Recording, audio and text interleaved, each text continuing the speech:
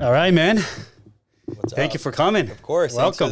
Thanks for the invite. Yes. Hey, and it's good to meet you in person, bro. Yeah, for sure. Yeah. Likewise. Yeah, we've been following each other on social media.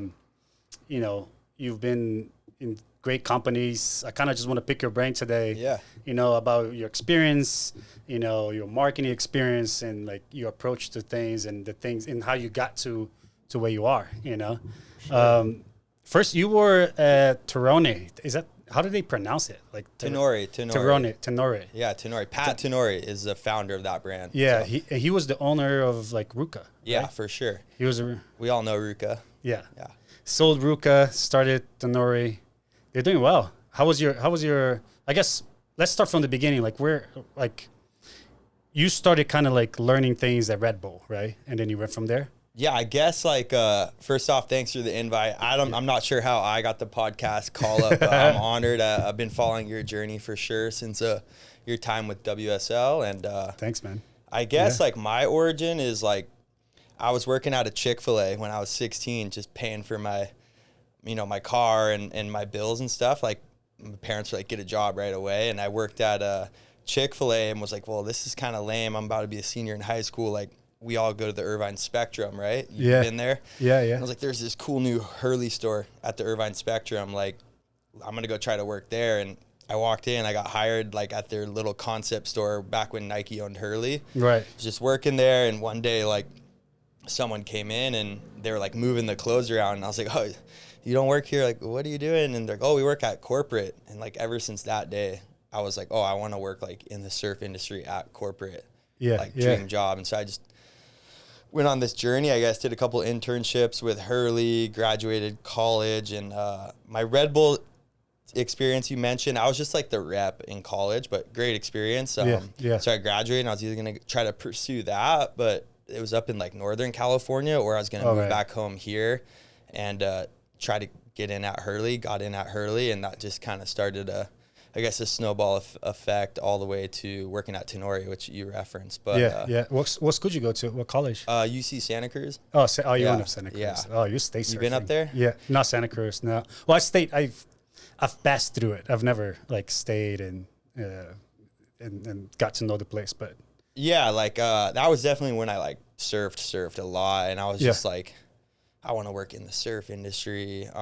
Went to Santa Cruz, like got kind of the chance to hang around Nat Young a lot, and like he sort of like took me under his wing a little bit. Did he? That's awesome. And like took me surfing at like a ton of the places, and usually like I was super grateful because like the students up there versus like the core surf community, they don't really have the best crossover, but somehow I got lucky enough to kind of roll with Nat a bit, and Santa Cruz was epic. Like I said, I was just a student there, but all 4 years going up there and then coming back down here. It's weird to live in Newport Beach now, like after having such formidable time in Santa Cruz, because it's obviously like pretty different from each other.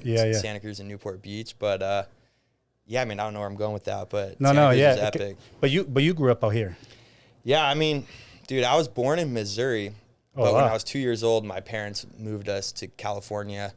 Grew up between Oceanside and Orange County, kind of my parents did the like buy a house, sell your house, buy a house, that like kind of worked with the equity in their home, I guess, growing up. And I'm from down here, but I've definitely moved around a ton, like almost like a military family. Like I moved like a lot, 2 different middle schools, 2 different high schools. And Damn, but you always stayed like Southern California.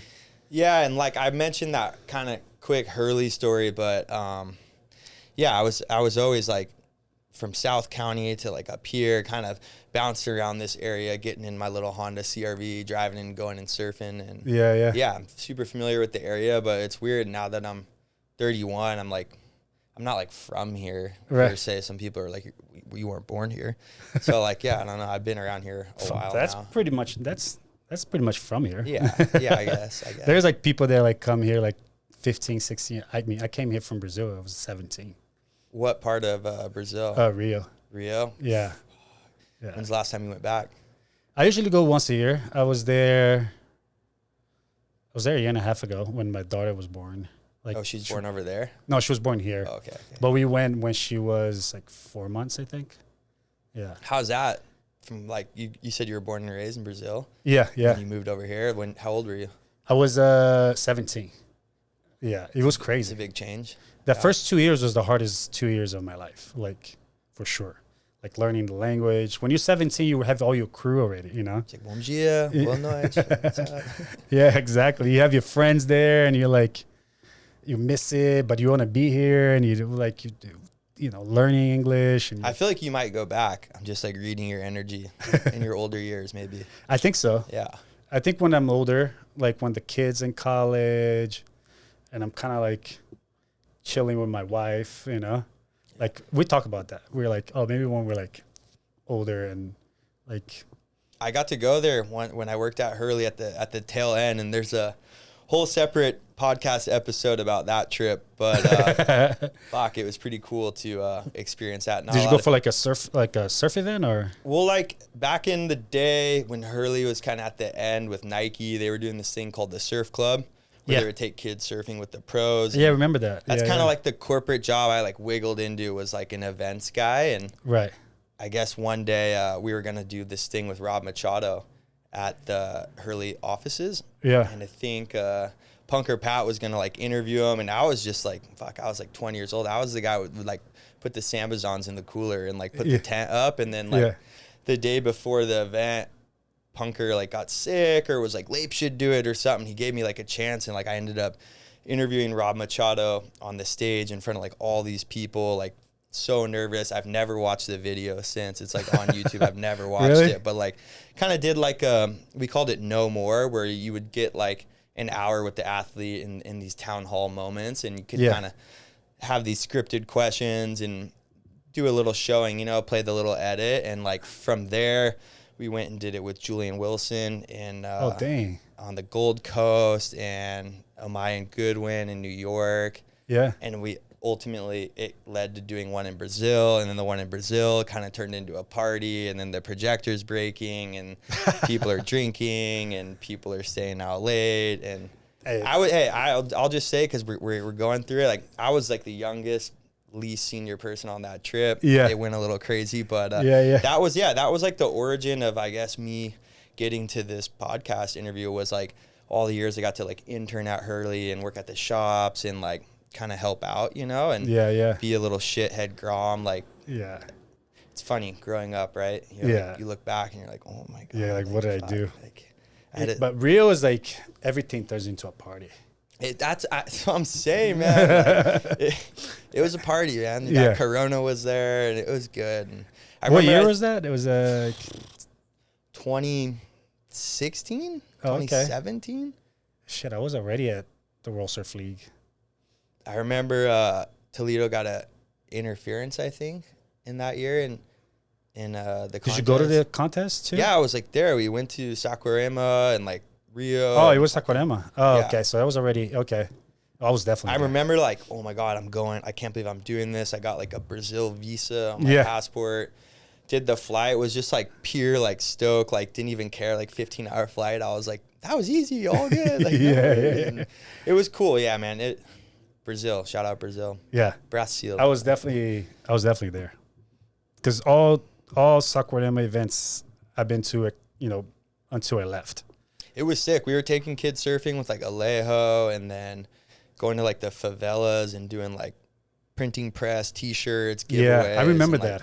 Again, it wasn't like by any means like my kind of idea or setup, but I was like lucky enough to be like on the trip, the final trip. And, that's crazy. And then Hurley got not sold, but like Nike just kind of like left, right? So, you know, some stuff happened on that trip. Some people had like disagreements that were beside me kind of, and came back, and like, let's just say like, you know, 95% of the people that went on that trip no longer worked at Hurley like two weeks later. No way. Yeah. Holy shit. So that trip was probably like the spark of it all? No. I mean, Nike like owned Hurley, and again, I'm like 20 years old during this time. Those are conversations way above me, but they were probably moving on. They were already moving on, probably. I don't know, but that's biggest wild. Respect to Hurley ever. That's like where I started my career, and it was kind of during the heyday. You know, they had like everyone. Yeah, I mean, everybody was kind of, every brand was kind of already on the way, not every brand, but like if surf brands were kind of on like a tough stage. Yeah, I mean that they had some money though, Hurley, right? Billabong, Hurley, they had yeah. Julian, Ace, Carissa, Felipe, Alejo, John, Yeah. Simpo. Like they had like that. Remember that iconic like surf team photo Yeah. that was like all like 20. It was, that's when I got to work for him, and it was cool, man. Even just that was cool. Hurley was cool. packing up a wetsuit and being like, "This is going to this guy." Like, fuck, it's so sick. Like, so, yeah, shout out Hurley, and then Hurley's awesome. I like Hurley a lot. Yeah, that's good. And they're kind of doing a pretty good job, I think. Like, definitely. for all the changes they've gone through, and Hurley's also always been like that kind of like well-branded company. You know, they have like a good established brand. They stayed true to like their roots, born from water, and you know, a lot of that came from Bob, obviously, or all of it. Yeah, exactly. But it's cool now. Like I live across the street from Bob, different, smaller house, but oh, really? Cool. Like sometimes you see like that's cool. You see a lot of those same people that like were so important to me in my from like 18 to 22. Like I like still see them now, like 10 years later, and it's that's just, cool. Like, it's pretty cool. Yeah, full circle. Dang. So like Hurley. And then you went to. So I went. So like, let's just like, I worked out Hurley. I got let go from Hurley. Yeah. From the big Brazil event that didn't go as planned, and I was like, what do I do now? And so I went and I worked at a Rip Curl Surf Shop on 5th Street. Yeah. As like a supervisor, making $18 an hour, and yeah, I mean, I did that and was like, oh, I'll just work my way up the ladder. And like that started to look like it wasn't really going to happen. And I was like, oh, I didn't go to college like just to work at the surf shop, even though it was a great time in my life as well. Like opening up the shop in Huntington and like seeing all the people come through and like giving away the 30% off discount, probably way too much, and like giving away a lot of free sex wax. But then I went and got a temporary sales job at O'Neill. And and like kind of like I went to La Jolla Group with my resume and just like went over there and was like, hey, dropped it off like old school style, and it worked, and I got this like temp job, and that was cool. I was just like preparing like sales documents kind of for like the reps, and it was like a grindier little admin sort of job. And like then I was like, all right, well, this has an end date on it, and I applied at Travis Matthew to be the social media manager. And then the O'Neill people were like, oh, like actually like we can extend your contract or whatever. But I also got the offer from Travis Matthew. Right. So like I took that, and that is like a dope company that I like kind of cut my teeth more and like became a little more of a corporate professional. Like the Hurley opportunity was sort of La La Land. I was like skating around the parking lot. Yeah, of course. Yeah. It was like fun. And then the early years. Yeah. And then this was more like, hey, like you're the social media manager, like present the post for the week to the bosses. And like, I got a little more chance to like sort of control the social media at Travis Matthew, and like the people that I would interact with. I'm like, oh, like I'm DMing this guy or that guy. Like it was kind of big. Right. And so, I did 2 years there, and COVID hit. I kept my job. And while I had my job still, like working from home, you know, people like freaked out. Everyone's like working from home. Yeah. This other company, Built Basics, hit me up, and like the pay was like that much more. And I was like, all right, like. Got to make the move. Yeah. And like, it was kind of just a t-shirt company at that point. And so like I did that move and worked there for 3.5 years. That's where I kind of, you know, you become small fish, big pond, bigger fish, smaller pond. You know, I started to kind of work my way up, and that company really gave me a chance to be like, hey, we should sponsor this guy, or we should sponsor that guy or this guy. So I was doing like social, but also kind of like getting to rub shoulders, you know, with like the execs there, and be like, we need to do like storytelling. Kind of just tried to like copy a little bit what I learned. Yeah, of course. At Travis, and also all those like on the ground stuff that you've done with Hurley, that experience is cool. Yeah. So I went like kind of events into like social, into more like partnerships in social, and then left BYLT after 3.5 years, and was blessed with the opportunity to help start Tenori, Pat's new brand. So that was the last 16 months. Yeah. And BYLT, they started from the ground up. But they're pretty big now. Yeah, like when I got there, I mean, it was already established business. They were doing what is it, like 7-figure business, and it was like 9, I think, when I left or something. Oh, dang. Like that. No, Yeah. it grew a lot, but it wasn't like. They did. I remember like just seeing them and here and there, and all of a sudden it's like, boof, it just blew up. Yeah, I mean, you're probably going to get the ads now on your phone. They know what they're doing on the social media for sure. Yeah, yeah. Do they do a lot of ads? They do, huh? Yeah.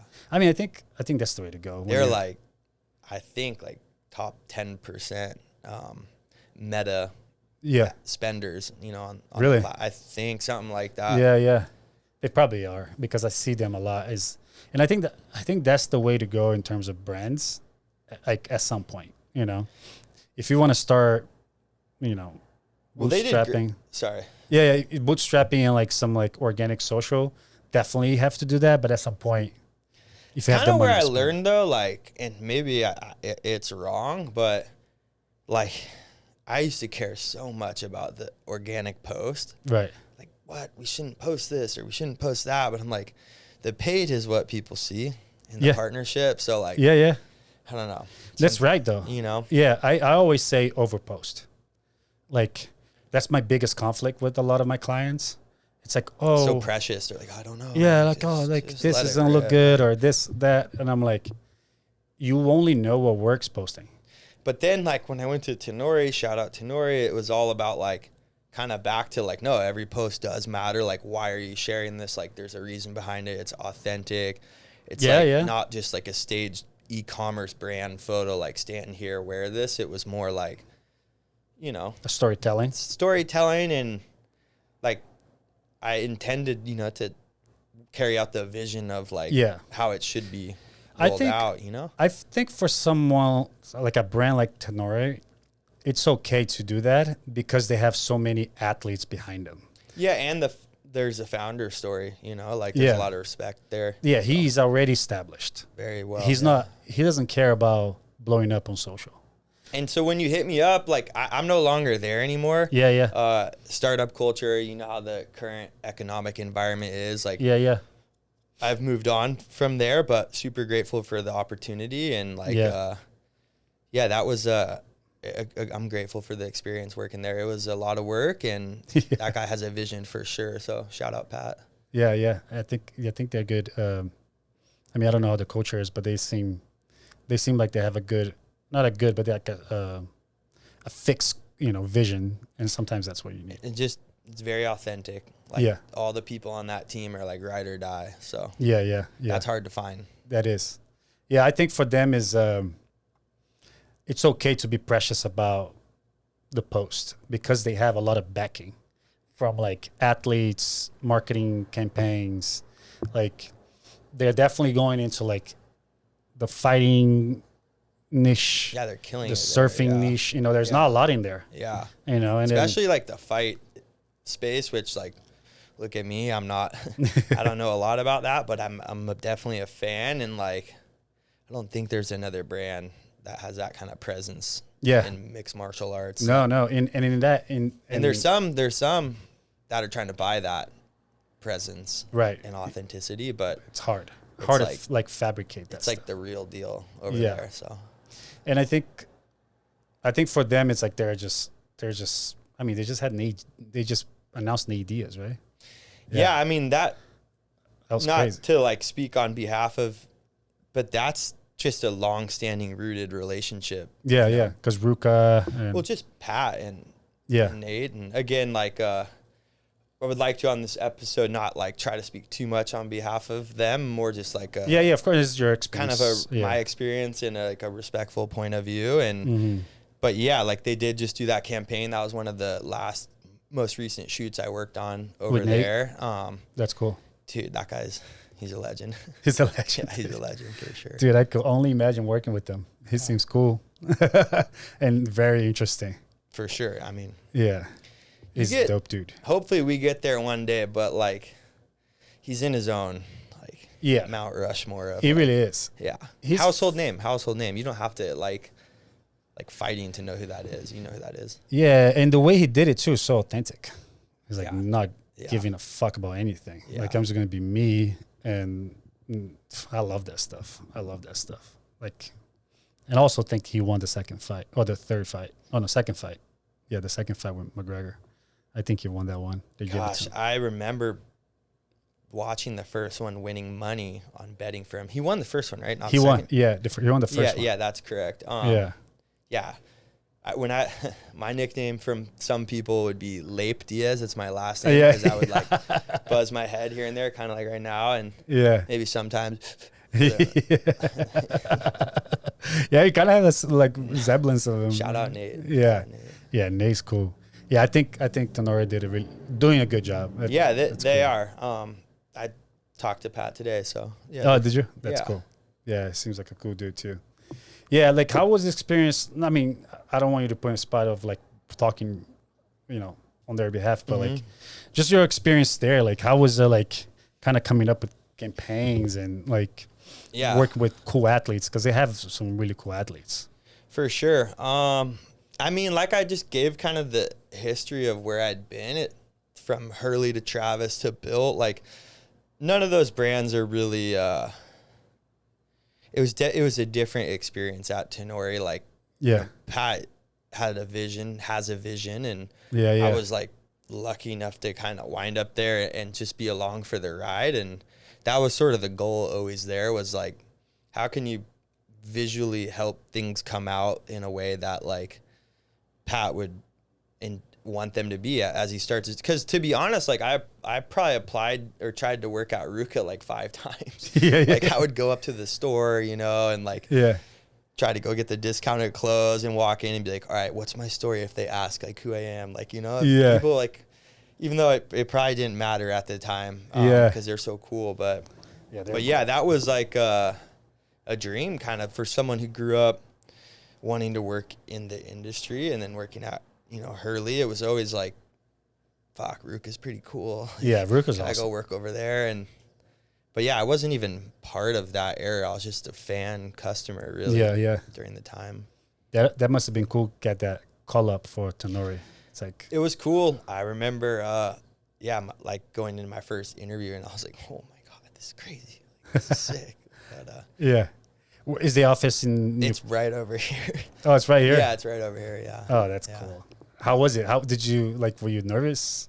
Yeah, I mean, again, it's I kind of I wanted to take the meeting because I think it's good for my career, and I think we have a lot to talk about. But like, I have so much respect for Pat and the time I was there that it's hard to be like try to speak on behalf of like everything they're doing. But I mean, it's just authenticity, real relationships.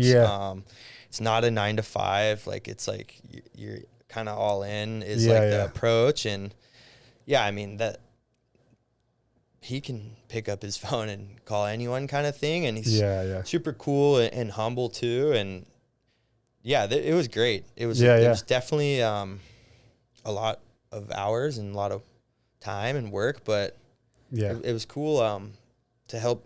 I got to go on like the launch campaign in Hawaii and really that's cool, help like visually curate that. And I mean, really the people who film things and edit things and photograph things, when you use the right people, that's the goal. They're actually the ones who are doing that. But just being there and trying to keep everything streamlined and move to the next place and change the outfits here and there and like take all the first version of an edit and make comment and just getting to be in that ecosystem was I think it made me a stronger marketer for sure. So it's kind of weird like having like a vision but like somebody else doing it. Like I did this movie which like a surf film for the World Surf League, and it was like Brazil of surfing.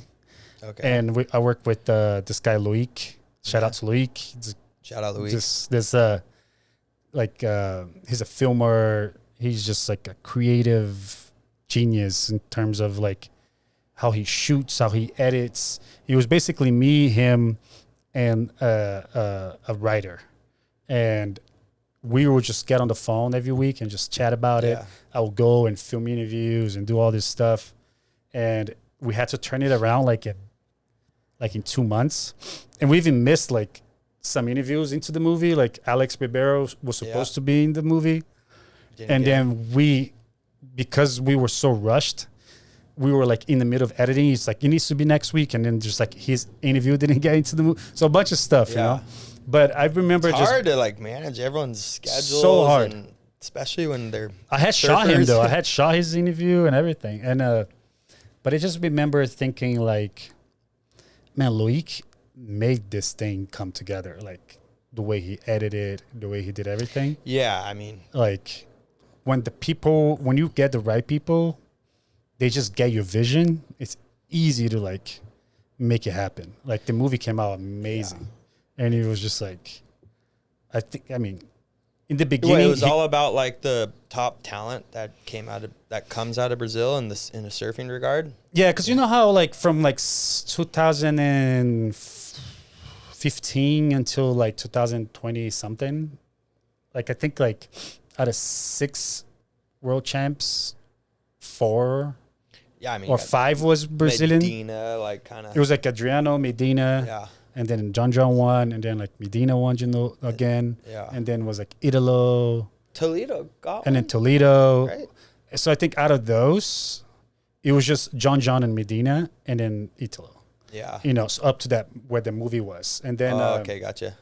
So it was like now it's like Brazil is like the country of surfing, not the country of soccer, because they hadn't won a lot of things in soccer. So that was the movie was about. We first started. It's football. About surfing. Football. Yeah, football. Soccer. Yeah. Okay. Yeah.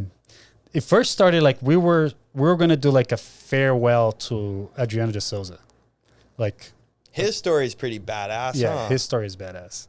Like I don't know what the video is, but I just remember seeing one where he goes back to like his house. So part of a lot of those shots, it's like dirt floors. And it's like this guy like really went after it. Yeah, he chased grinded his dream. It. Yeah, pretty cool. And I think that's what bringing it back to Tenori, that's what like those people on that team, like Pat is, again, not speaking for him, but like I think creating avenues and lanes for people to achieve their dreams. Yeah, so and it's genuine. You know, not when it's like, genuine. And not saying that Bill or Travis or Hurley and all that weren't, but like I really felt that at Tenori. It was like not about. At the end of the day, it was kind of about the advocates like having a platform and creating something new with like where the industry is right now with the brands that have come and gone and they're licensed out. And so that was like probably the most special part about working there was just like you had this deeper sense like in your like stomach kind of like that this thing is like it's bigger than you know? Yeah. Like you're working towards something bigger. Yeah. I felt like that at the World Surf League for a while. Until I didn't. But for a while, I was like, man, I feel like even if I won the lottery, I'll still stay here because we're working towards like making the sport bigger, like in a genuine way, you know? And we really want to help these athletes get to was the next Pato the like main guy when you were there? Wasn't he like the commissioner or whatever? Pato was one of them, yeah. Now he's like, I think he's back, right? Oh, no, I don't know. He might be. Is it Pat that he's back? After I left, I think he came back. Really? He's back? I think. They need him. Was it Pat? No, they need him back. Yeah, I don't know.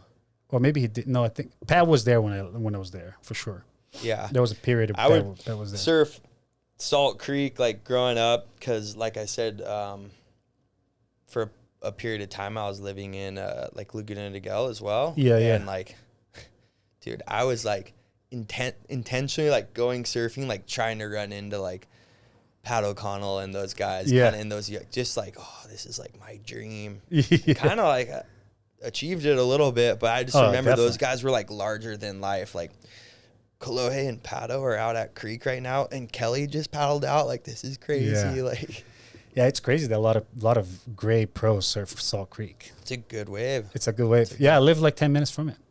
I'm there all the time. It's a little chaotic down there, but it's a good wave. Yeah, I don't surf a lot there. I go there all the time. Where do you like to go surfing? I go there a lot now, and then like, what's that beach across? Strand? Strand. Yeah. Just because it's less crowded, but like. Strands used to have like, I'm just old enough where I remember there not being any of the houses at Strands, and it was like overgrown. Really? Yeah, you know all those mansions, and there's an elevator. Like, that wasn't there. Oh, really? That beach was like super low key, like locals only, like not even me, but like locals. It's just crazy now. It's like Yeah, yeah. There's like a security guard as you walk down to the beach, and like these huge mansions. Like, Huge mansions. I guess that's happening everywhere, kind of. Yeah, it is. Yes, but I go to Salt Creek a lot because like I just love that beach. Yeah. If- White sand beaches. It just feels clear like you're like water. in a different country. Yeah. Because I'm like, I've lived in LA for a long time. I've been here for like 2 years, but I've lived in LA for a long time. You go to like Venice, Malibu, and it's just like, Dude, I don't really go north of like Huntington these days. If I feel like yeah, such a LA, like I wouldn't even know where to go. yeah. LA is like, well, I used to surf Malibu a lot. Yeah. It was like probably all time there the last few weeks. Yeah, I've seen some Yeah. videos. It was amazing. It was amazing. But yeah, in terms of cleanness, like here, it feels like a different country. Yeah. I mean, It's just like, it's a lot of money down here. A lot of money. Yeah. It is a different. This is like La La Land. This is like not the. This is not the real world where we yeah, live. it's wild. Yeah. It's wild. Like from Newport down to like San Diego is a different country. Yeah. It could be. You just fucking put a That's border like here. I was saying, like Santa Cruz, and then I'd come down here in the summers, and there's like G-Wagons in the parking lot pulling out their brand new Merricks, and I'm like, it's like 2 foot. I don't know. Yeah. Yeah. Yeah. It's just different. It's very different. Beautiful down here though, too. Yeah. I have a good friend that lives in Santa Cruz. He surfs a lot. Who is it? Andre, he's Brazilian too. Gironelli. I don't know. He used to be like the Brazilian commentator for Oh, wow. the World Surf League. Yeah. He's a really good surfer, ex-pro, really good guy. We did like a podcast together for WSL, like a surfing Sick. podcast. Yeah, so it was cool. Yeah.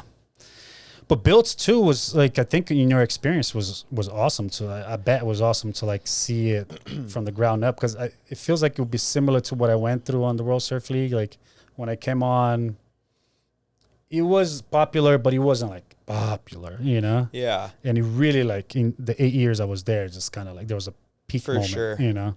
I mean, yeah, it was probably like the most growth I've had in my career at one place. And I remember, I got hired, and there was like 6 or 7 videos had been posted by the company from like when they launched to when I got hired. Oh, dang. And I got hired, and I was like, you guys don't have a video guy? And they're like, no. And this is actually kind of a cool story, I think. Like back when I worked at Travis Matthew as a social media manager, in my head, I was like, oh yeah, I'll go to all these events and be doing stories. And it kind of wasn't always that, you know, maybe rightfully so. You know, I was a young green employee, but I remember going to the US Open at Pebble Beach, and I was like, hell yeah, I'm going to be out there with like a VIP badge and be like, tell us about that shot. What are you hitting? Whatever. Yeah. And like I was selling polos in the air conditioned merch tent. And in my head, I was kind of like, I should be doing this. But like I was happy to be there. And this guy walked into the merch tent, had a big old red camera. And I was like, hey, what are you doing? I got all like chatty. Right.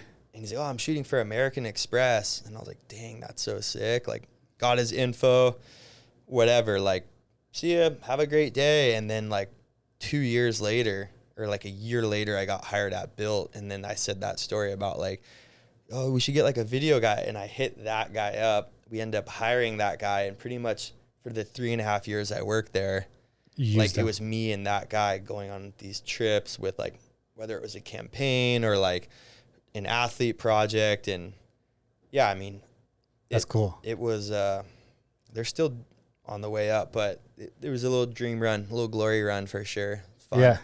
Yeah. I think it's so important. Like, I mean, you want to like shortcut your way to do things as a brand, just hire a good video dude. Straight up. Or girl, you know? But now it's like, at that time it was, all right, we're going to sponsor like John Smith or whoever, and we're going to make at least this was kind of my approach. We're going to make like a 6 or 7 minute video like that teaches you everything about John Smith, like, and it's going to go on our YouTube. But like now with to your comment, hire the good video guy, it's like, you'd rather have like 20 little videos with that guy than like one video that's like 6 minutes long that, I mean, in 30 seconds, like, our attention spans, like, we're like, next. Right, so, right. like, I feel like from that point to, like, where the industry is now, like, what consumers want from the videos Yes. kind of changed, right? Yeah, Evolved. it's evolved, I think. I hate using like funnel things, but like it's like really kind of like it's how you hit people, you know, like to your point, you know, like what the consumers want. Like you have to give a bunch of like short videos Yes. as much as possible to like get the like awareness. And then as you go down, like deeper into the brand, you'll find your like 7-minute video. So then the person's like, oh man, like I feel like we did kind of find the sweet spot at BYLT though. Yeah. A little bit.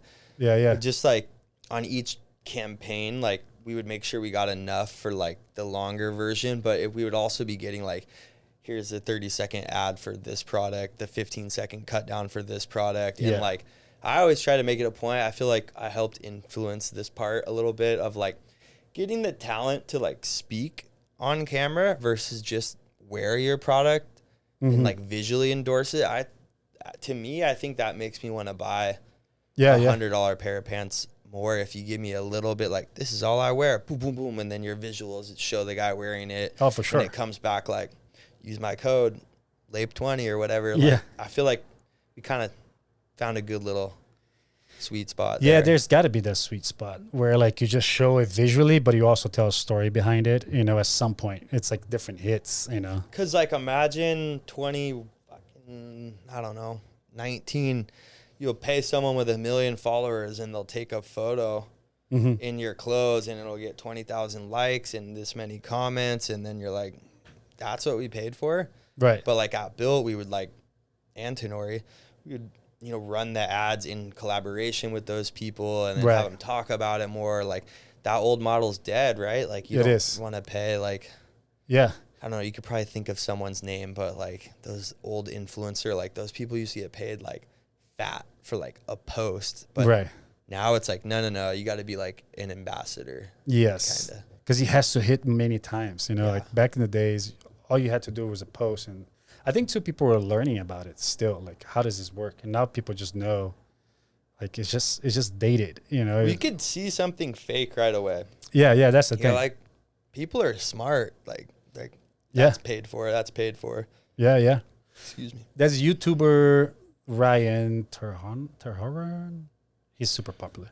But you're a YouTube guy. Yeah. I like watching YouTube. Yeah. That's like, I don't even want to watch TV. I watch YouTube. But I don't know the like ins and outs of what you need on there.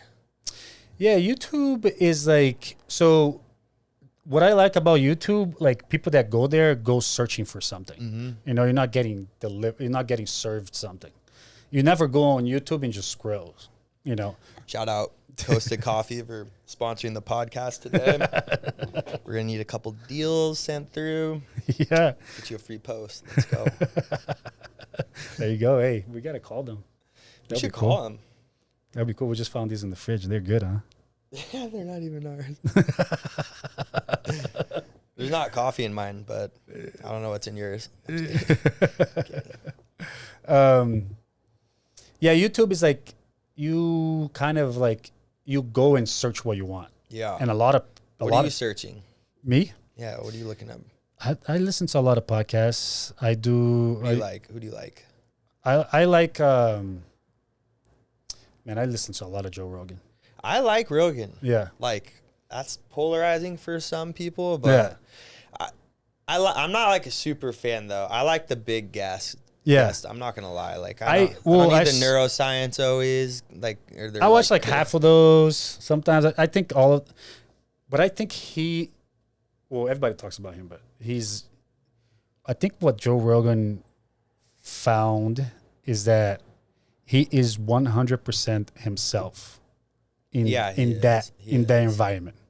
So like the reason why it's so popular is because it's so honest. Like he's not editing. Whoa. That's not true. Like he'll just, instead of right away be like, he'll stop and be like, nope. Or like, you're right. It's like so honest and fair. You know what I mean? Like either you agree with his opinion or not. That's what he thinks. And he's saying it. And he's saying right away. He's not editing or being like polite. Well, he's very polite, but like he's not like biting his tongue and being like politically correct. He's being 100% honest. And I think when you are 100% honest, you like transmit that to people. And I think people are like, magnet to it. I feel like that is very much the Tenori thinking as well. Yeah. It's like, you got to just be like what you are. Yeah. I think that's why it works. Yeah. This is why I like hate like schemes and plays on how to sell and how to do these things. You might be able to do it. You're probably going to be able to do it, but it's going to be short-lived, and you're going to have to come up with another scheme, and another scheme, and another scheme. And it's just you just become like an old salesperson, where like those good salespeople are the ones that like sell without selling. Yeah. Like you're just like, oh yeah, like yeah. There's this guy who goes through my neighborhood. Mm-hmm. He drives a white truck and he sells like steak and chicken, like in the frozen truck. Have you ever seen those? Yeah. It's like a bro, this guy's like a modern day Forrest Gump. Like all of a sudden you've been talking to him for 20 minutes. Like he came by the other day or like a month ago, and my buddy Joe, he's like a former D1 football player guy, and he eats a lot of steak. Yeah. So like he ended up buying a couple, and like I called him the other day, and he's like, dude, I guess who's coming by today? He's like, I just spent $700. And I'm like, that guy's such a good salesman. Like, that's what I'm saying. His one little first moment, and then like months later, he's like, got you on retainer. Like, yeah. And he's just talking to you about life and stuff. Yeah, because those people are just open book, straight honest. They're not just like, hey, if you buy this and you buy that, it's like, I think it's easy to fall into that trap because nowadays everyone is trying to come up with the best practice of selling, best practice of becoming rich, best practice of like quit your job tomorrow and go live in Bali, like and like the courses. That's the thing now. Like buy my courses seems to be buy my course big trend right now.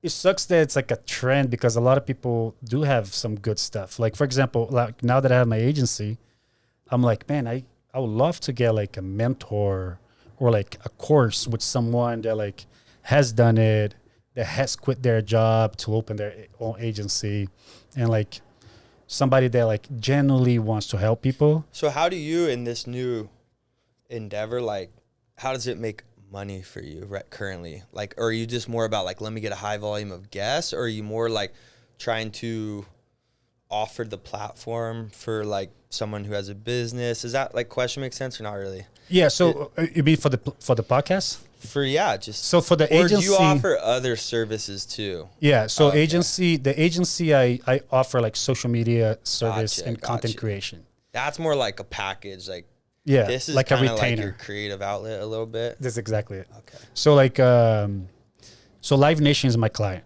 So we handle. Shout out Live Nation. Yeah. We got big shows coming up. Oasis, get your tickets now. Yeah, Oasis. Are they Live Nation? I don't know. They are. Yeah. They just announced that tour. Yeah. So Live Nation is my client. We handle their YouTube channel. So we do everything from like uploading, reporting, thumbnails, title, description, and like optimizing. We shoot the content, not all of it, because there's like a great production team in there, creative team. I'm sure. Yeah. Post-production, all that stuff. So they create a bunch of stuff. We create on top of it, like whatever we can. We edit, or we go to shows and film, and then we edit post. So we do that for Live Nation, and then we have like other clients here and there, but another retainer that we have, it's this drink called First. They just coming up now. Is it First Form?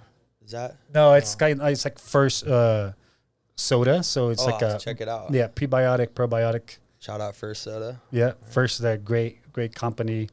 They're just starting now, so we're like creating content for them, helping them grow on social. So those are the retainers, and then we have like here and there like shoots. Then we have like kind of like the guy that you said earlier. Like we could go somewhere, shoot, and deliver them something. Gotcha. And then this podcast is more like my creative outlet, the things that I like to do. Like if I could, I'll just live off this. Yeah. Like, hey, after this episode, I might. Brand deals coming in left and right. Get the Costa Coffee. Let's go. Shit, we need to. I'm gonna call them. A couple Nike care packages, Costa. Yeah, we gotta heal up Tenori. Shout out Tenori. They're right over there. Yeah, I should just go and knock on the door. But so And this also like gives me a little bit of like an excuse to talk to people like you and kind of like shoot ideas, you know, get your perspective on like your professional career, the things that you've learned. Man, I learn just from got people. lucky. I feel like I got lucky. Like, I don't know all the ins and outs of the funnels and the SEO. I kind of like have the verbiage down, but I feel like that's how I kind of made my career, was just like timing and just a little bit getting lucky. And then I have had a lot of fun, but I feel like I work hard and show up early, and like, you got to have your correspondence dialed, like on email, phone, fucking Slack, whatever. Like, I don't know. Yeah. I mean, I think luck is one of those things that you create, you know. It's like, if you weren't so eager to get the stuff, you know, like you said, like you went like that personally, handled their resume. Like a lot of people don't have that in them, you know. So it's like a lot of merit, you know, and then like luck is like created by merit, I think. Well, I'm like kind of in a transition myself, and I look back and I'm like 31 now. I'm like, had so much more like, oh yeah, I'll just drive over there. Like when I was like 20, now, you know, you get older, you get a little more insecure, whether you want to admit it or not. Like, you're a little less, I don't know what the word, like, but just willing to, I don't know, put yourself out there maybe. My friend just sent me this text about, like ignorance, not ignorance, but like naiveness, you know, being naive is like a weapon, you know, like children. Yeah. You know? Yeah. So like when we are young, we don't know what the worst that could be. What's the worst that could be? Oh, if somebody say no, I could just leave, you know? Yeah. Now we're like so worried about, my reputation or this and that. Or like my rent. Yeah. Like I'm not going to go over there and like talk to people, you know? So when we're young, I was hesitant to like, I don't know. Like a little bit, like, do I say the right stuff? Make sure you do this, do that. And then right. I know. Finally, I was like, you know, I'm just grateful. I've never really done this, so thanks. Yeah, man. Chop it up. Yeah, I think that's my goal too. Just like make this kind of like a conversation, you know? What do you think your like proudest career like moment has been?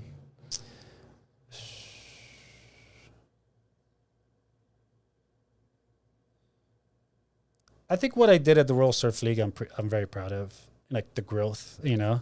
Like tell us about like what was the. So I took a lot, like I took a lot of my like under my wing, like on my own. So I was like, hey, I'll create like a backstage vlog on my own. I don't need a budget. I don't need. Sure, do it. They're like, all right, fuck it. Like they thought like this is not gonna go anywhere. Not in a malicious way. They probably just thought, yeah, do what you got to do, you know? So that did really well. That blew up, you know, like I did my own YouTube channel in Portuguese. It was doing really well. I had to stop because it was competing with the World Surf League content, you know, but at the end of the day, they used that content as well. Yeah. And then I built this really good relationship with all the like athletes, you know? For sure. Because they saw all I wanted to do was like put them in a good light, you know? I was like, I don't want to use you to gain fame. I think that's super important. Someone early on in my career at Hurley told me, like, if you want to go far, like, have a good relationship with the athlete and understand kind of like what they want out of things. And I tried to definitely bring that to BYLT, I think. You know? Yeah. That's Tenori cool. was a little more like established relationships, you know, already in place. But yes, to your point, like, those are the people pushing the sport forward, you know. And man, like they are lucky enough to like live that dream, you know. So that's their dream. Like that's like, man, don't, you know, we're just like workers, you know. Adriano's like, you think I was lucky? I was working. Yeah, I was working. I was working hard, you know, like, and we're lucky. Like I'm just like, it blows my mind that I travel the world for free, getting paid. And like, I know. And then like every meal was paid. Everything I did was paid for. You kind of look back now and you're like, I could use one of those trips right now here and there. Like, so funny. You don't know, like sometimes in the moment, like you just, cause I grew, you know, I think it's natural, like not so much at Tenori, but a little earlier in my career, you know, my ego was getting a little bigger. I was going on some dope trips, like making some decent money, working with this guy, that girl, and Yeah. I think It gets you your think head a it's bit. gonna last forever. Like, oh, this is the new norm, or this is like my life, and like Right. Yeah, you could get to then your you're head, not doing it all the and time. then everybody is like treats you really well because Yeah. you're in that position. I remember one time in Tahiti, it was like my third time there, and we were just like drinking a beer, having a barbecue, and it was just like sunsetting, and people were like, "Oh, I'm tired." Like they were just complaining. Yeah, you're I'm like, tired. dude, like, I'm tired. I'm gonna go to bed tomorrow. It's just like it was like a thing, to do, Yeah. like complain because Yeah. we're too cool to yeah, like live a normal life. It's like, and I remember like telling my coworker then, I was like, man, just enjoy this right now because there's gonna be a day all of this is gonna be gone. Like we're not gonna be able to do it like this way. Like my whole goal is to do that again with my family on my own terms and with my own money. yeah, But like when I did there was like no family, no worries, and not using my money. yeah. So every time I went to a trip, I saved money in the house because I wasn't spending money here. I was just putting on a credit card For that was sure. going to be paid at the end of the month by the company, So that was like, That could get dangerous too. oh yeah, It's like good to be struggling in a certain way Yeah. at times, yeah. I was living like the athlete life without Yeah. being the athlete. Dude, Yeah. It's wild. yeah. What would you say is your most proud moment in your career?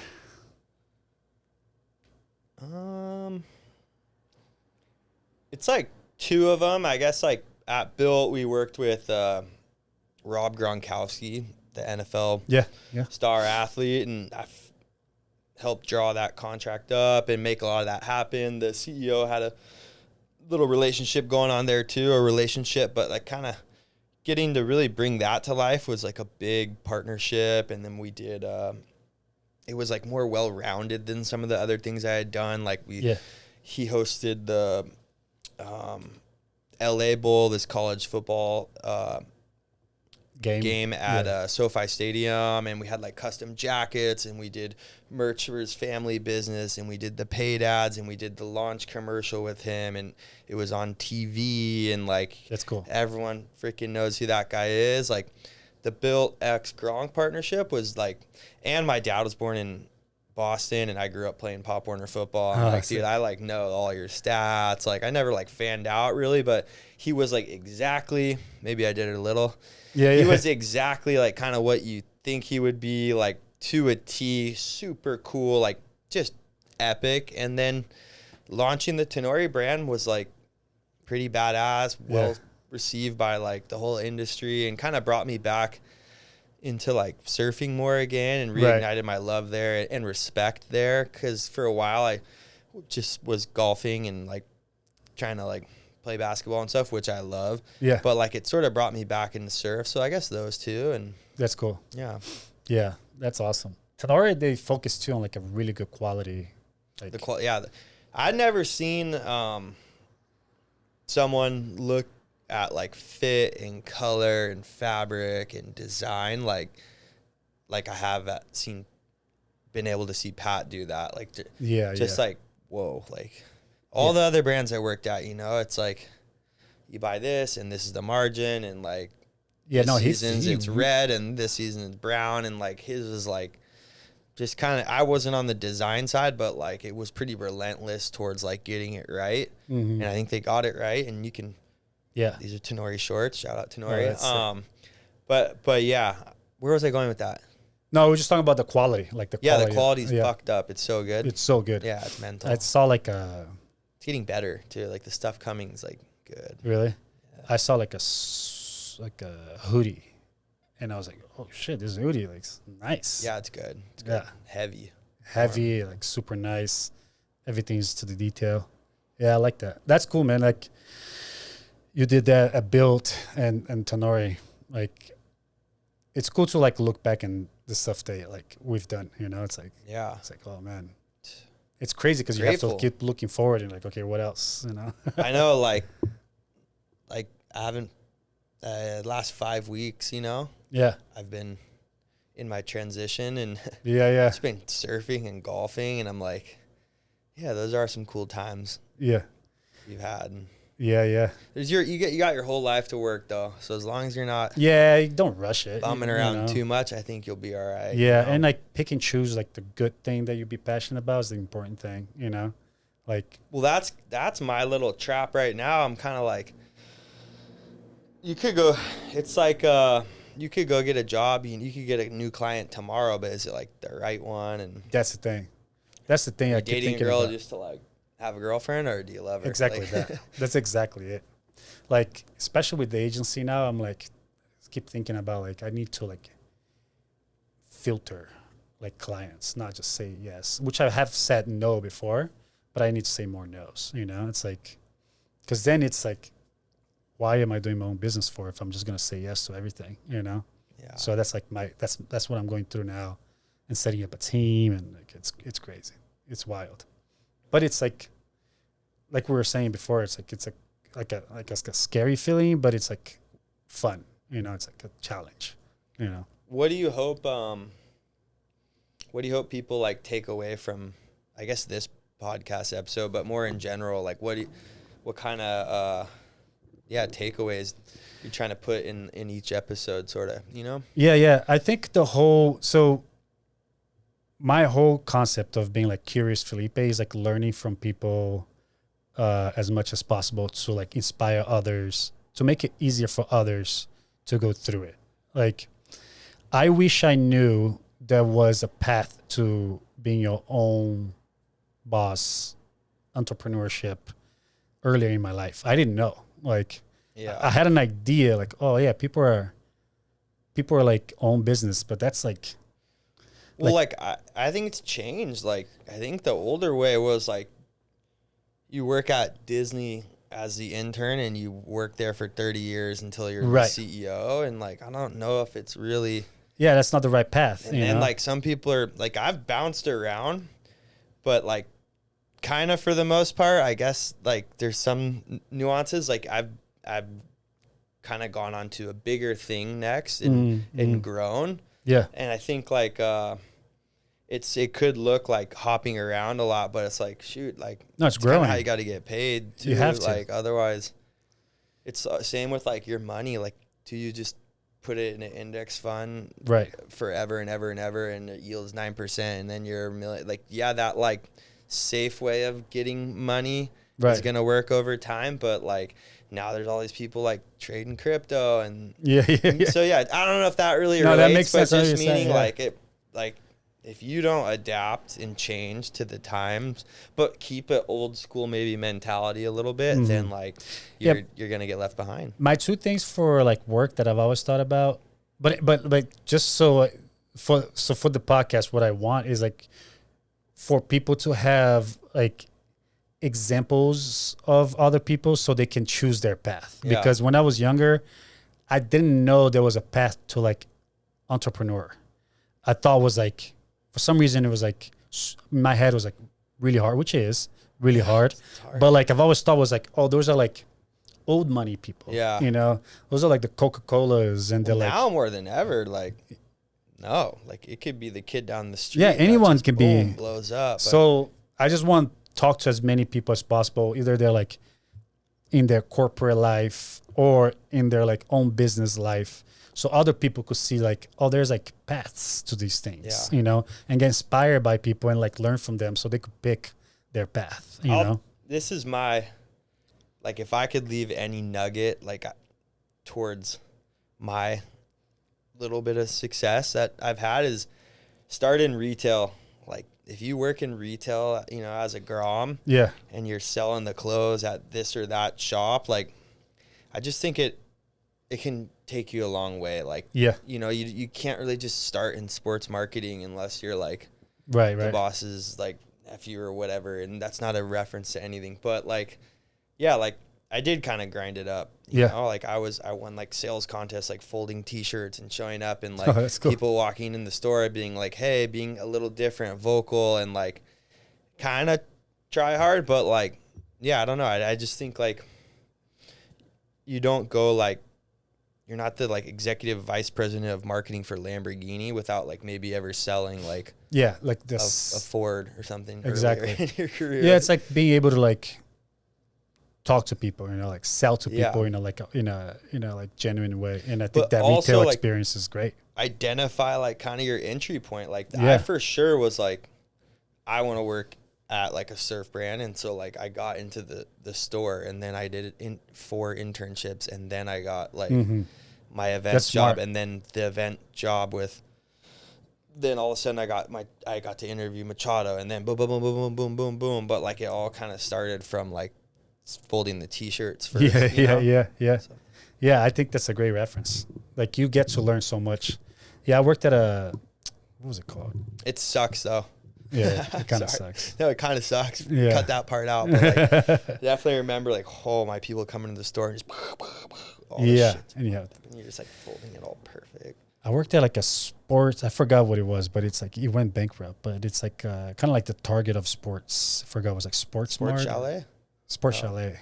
Was it? The Sports Chalet. I tried to work at Sports Chalet in high school and I didn't get it. I worked at Sports Chalet. I keep all like keep records of the jobs I haven't got, or like Oh yeah. I have my original like Hurley paper, like Yeah. you're let go. Like it's just funny. I like keep memories of that. Of Yeah. the misses too, you know? Yeah. Just to give you a little motivation, Kinda, yeah. some energy. Yeah. Yeah. And later on, be like, see, I told you. Sorta like, Yeah. but also just, yeah, growth. I'm very like growth oriented person, but Yeah. now I don't know. It's changing. You get a little older. I'm like, your priorities change. It does. It You does. There's still growth. Do you think there's still growth in it? Like you still like have that fire? Like, Well, I don't really know what's next for me. I'd like to kind of stay within sports, but like yeah. the idea of having like kids or meeting someone, Right, like and having a healthy body, Yeah. and just some other things are like kind of as important as used to maybe place a little too much emphasis on social currency, Right. and now Not so much. kind of like no one cares. Right. Whenever you're nervous too and think everyone's thinking about you, it's like, dude, people are worried about their own trip. Just get up, try to be a nice person. Yeah. But like balance that with being aggressive too. It's hard. It's like Yeah. you kind of have to do it all. You have to do kind of a lot of things in one. And I think you're right. I think the moment you realize that Nobody knows anything. no one cares, no one cares. It's like when I started creating content, some of my friends were like making fun of me, but like I took that as like I'm doing something right because my friends, the friends that you grew up, they always making fun of you. Dave Portnoy, Yeah. So Barstool Sports. Sorry, go ahead. Yeah. I'm the worst. Like too much of the coffee. no, you get. So like so you know, and then it made me realize like no one gives a fuck. Yeah. No one cares. So it's easier to like, you know, do things that like you might have been afraid of, or thinking like, oh, I'm like this now. People think this way. It's like, Well, like I'm guilty too, but like we're scrolling all day long, and it's like you want what you're seeing and you want it tomorrow. It's like it's not gonna like happen tomorrow. Yeah, that's Better exactly. go buy a lotto ticket if that's. And even then, you might get fucked up. You know. But yeah, the Portnoy like Barstool Sports, like that guy was selling like papers on the street. Like, in his late 30s. I don't know, like 40s. Something like that. But like, and now he's signing a deal with Fox. You know, it's like that a lot of people like you blow up later too. Maybe like shout out Harry Potter, J.K. Rowling, bro. There you go, J.K. Rowling. Later. Yeah. How old was she? She was like over 40, right? Something like that, right? Yeah. Well, I read all the Harry Potters. Did you? There you go. Yeah, dude. Kind of like low key nerd a little bit sometimes. That's cool. Yeah. I feel like people that read Harry Potter is like smart, like low key really smart. Oh, thank you. I was just talking the other day with my buddy. I'm like, I don't know the last book I read, and that's bad. Maybe cut that out. But it's like, maybe I need to pick up some of the books again. I was driving a lot to LA, you know, when I was going to Live Nation like 3 times a week. Now I go twice a week. But I started just listening to audiobooks. Yeah. And last year I listened to like 15. Damn. So like Think and Grow Rich, like Poor Dad, Rich Dad, like all these like really good like self-improvement books. What about the 4 Agreements? I haven't. No. Dude, do that one. Well, let me try to remember what they are. I know one of them that stuck with you the most. It's a short one. You could do it audio, YouTube. Yeah. But it's like the 4 like principles of life or whatever, and one of them's don't take things personally. And like, I don't know, that one's really resonated with me. Like, I've had a sense to take a lot of things personally over. Life, it's like, it's bigger than you. Yeah, exactly. I'm listening to one now. It's really cool. The Third Door. Okay. It's really cool. It's like he goes into like, he tells a story of like, he wanted to write this book back in the days. So he's like from college, like he was like 19. So he started going insane and reading all these books and all this stuff, and he just goes in this like mission of finding people that he wanted to interview. He has this list, which is like Bill Gates, all the like greats, like Tim Ferriss, all these guys, and the book is like the story of him accomplishing it. It's pretty cool. That's sick. So he achieved it a little bit. You kind of. Yeah, I'm like halfway, but okay. I'm obviously achieved because he read this. He wrote this book. Big. But like he starts the book as like on the way to meet Bill Gates, so, and then like it starts unfolding. I'm assuming at close to the end of the book, he's gonna like talk about the story of Bill Gates, and then he's gonna probably interview more people, like awesome people, But it's cool because it's like the way he did it is like he tells a story of like trying to meet that person, and then tells a story of like meeting that person. And so within those two, you get the insights of that he got. And like probably his evolution from like, yes, this is how it's going to be. And then I did it, and this is how it actually was. And and then in the middle of it, he meets this guy, Elliot, which is like becomes his mentor. So it's like that. It's pretty cool. I don't know how much time we got, but like having a mentor. Yeah. I had one for sure. Who was your mentor? Sean Ward. Are you familiar? Sean. He was this pro surfer. He's older than me during his day and made it pretty high. Won like QS 4 stars, 5 stars, whatever it kind of was during that era. Like a successful pro surfer. I think just like off the WCT, like, but kind of like, sorry, Sean, if I'm butchering this, but he was like the one who was John's manager at O'Neill. And then when he came to Hurley, that was part of the journey. But he just, shout out Sean. I think he was kind of my mentor and someone that is like a little older than you that you can look up to. And I kind of want to be like that and see how someone carries himself. I think is super important. Yes. Like, and I'm almost like hoping that fate kind of presents me like sort of my next one, and that's the importance of getting out of the house and doing things and not just being on your phone all day. But having a mentor, I think. Was it like a natural process of him becoming a mentor? You just kind of were like, hey, Sean, like, can I pick your brain? Hey, Sean, can I do this? So like there was a trials contest at T Street for the Lowers Pro, like Hurley did the WCT at Lowers.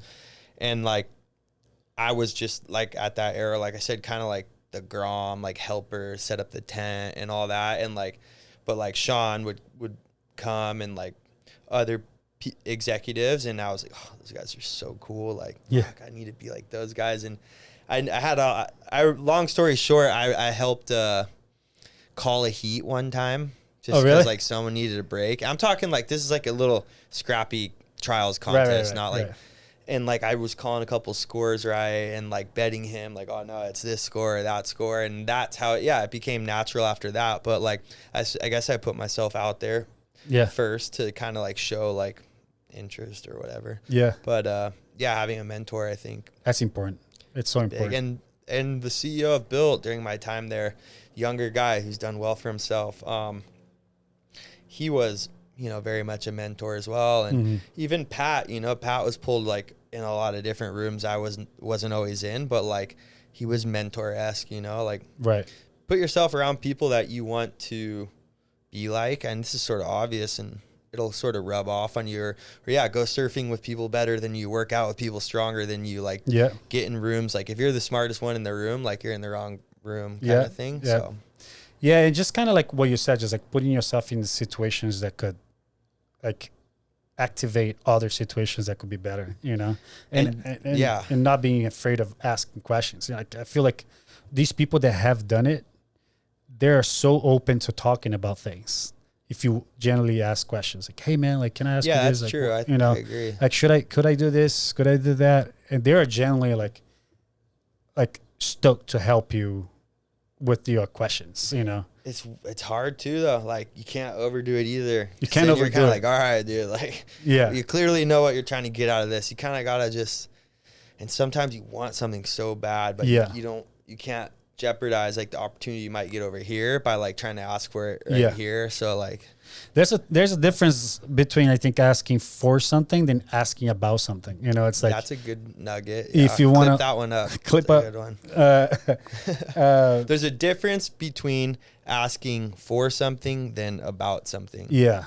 Okay, please elaborate. So like, if you like, I think when you're asking for something, somebody could see right away that you want to get something out of it. You know, it's like, hey, like, can I help you with this and blah blah blah, like, and I will do this and blah, you know, it's like that person right away is like, oh, I know that person's more experienced. He's seen so many people do that. You know, I feel like I've done that a little bit. Dang it. Oh, we all have done it. We all for sure. Yeah, we all have done it. It's like, but I could do this and I could help you here, and I'm the guy. Don't compare like yourself either. Like you got so and so doing it and not me. Yeah, no, that's it's terrible. Like, yeah, but I mean that's a natural human. Yes, especially a young adolescent male. Right. Like exactly.